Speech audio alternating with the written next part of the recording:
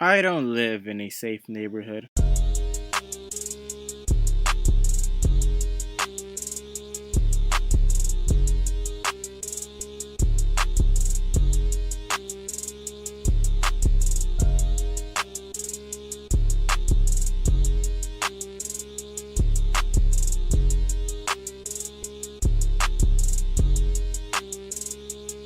All right, welcome. I'm glad you're able to come. So let's just start out with a simple question: who are you? What's your age? And what's your message here? Why are you here in this our little studio, aka my house? Hi, my name is Elvin Menendez. I'm 17 years old, and I'm here in your studio, aka your house, aka my house. I just wanted to talk about my neighborhood. All right, great. We got that out the way. All right, so let's just start off what's the street where you live and stuff like that. So I live in the LA, like Los Angeles, in the Westlake area specifically, and I live in the street Whitmer Third, and here is like so unsafe. It's really unsafe. And what makes it so unsafe? Like, why are you saying it's unsafe? What makes it so unsafe is just that there's just gang members here. I don't. That's the only main reason why it's so like dangerous. Like when you walk in here, it's just you're practically dead almost. Well, not I'm exaggerating, but like when you walk in, like you're in not in a safe neighborhood. I see. And so like when you walk in, like is there like anything like in the streets that make you know like they're not in a safe neighborhood or anything like that? The way you could tell is just like there's just graffiti everywhere. There's just graffiti everywhere on the floors and stuff like that. There's trash everywhere. Like the whole neighborhood is just covered in trash because this street is like a very low income street. It's just an awful place. It's just so dangerous here. So, is there any times like any shootings? Since you said you live, there's like gang members here in this neighborhood. Is there like any shootings happening? Yeah, so I can recall like at least three shootings. I'll talk about the first one. It was probably like the most recent one I remember, I believe. So I was at the park with my family, and we stayed like for an hour or so. And when we returned, there was just cops everywhere in the street. And I remember when we were able to go past through the police because it took like an hour for them to like clear up the mess, with it, or clear up the what we were doing. I remember when we were like getting close to our apartment, we see like a big bag, where you put like dead bodies to cover with a big bag. It was there on the grass, and you could just see like gun holes all over the trees because apparently the gang member was targeting the cops. He was about to shoot them, and then they responded back by shooting them back, and the cops killed them. And it's just there's so many gun holes on the trees. It's just so many I can count, and it's just too scary to think that if I was there, like if I was in my apartment, I would have been hearing everything, which is us. Which I'm thankful, like I was at a park and I didn't have to hear like that thing because I would have been like scaring me.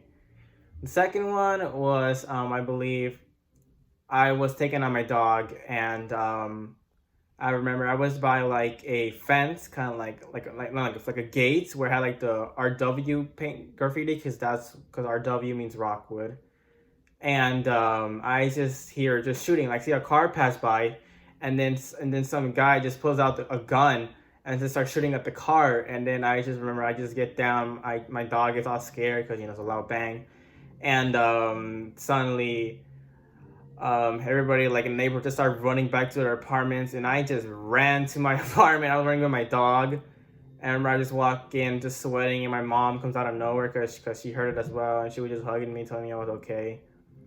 And yeah, it's just I thank God I was like not in the right place at the right time because if I was like near where like the car was and where the gang member was, I would have probably been like in the shooting. Who knows? But thankfully, I was like a bit far away from it.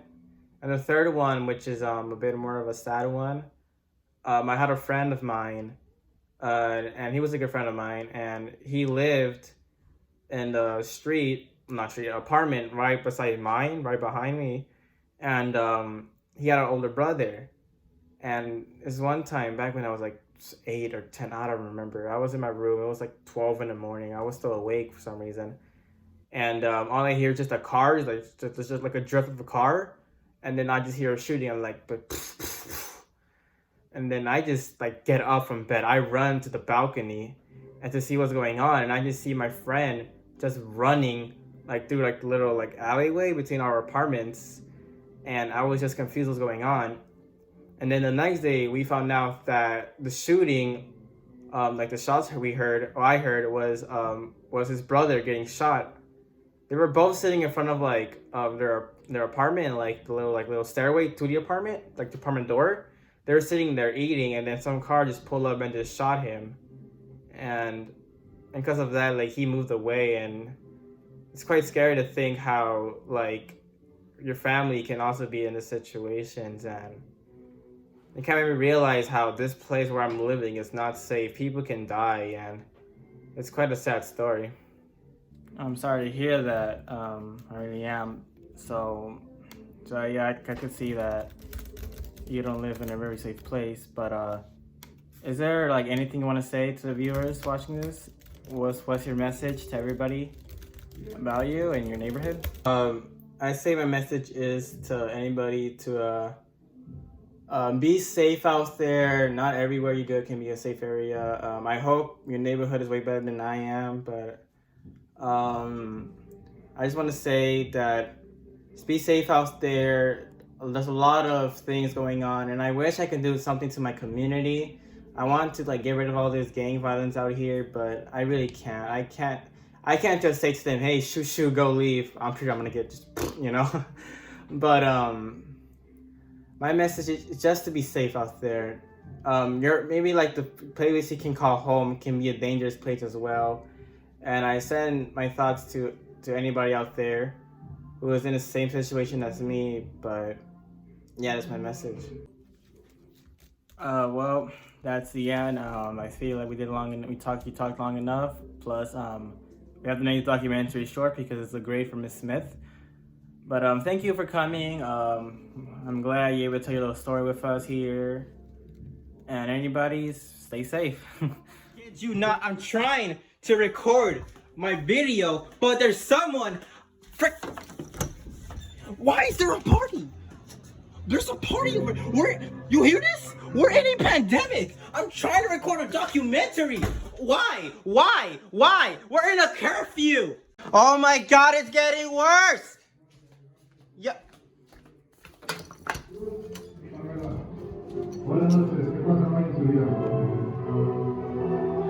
Ah!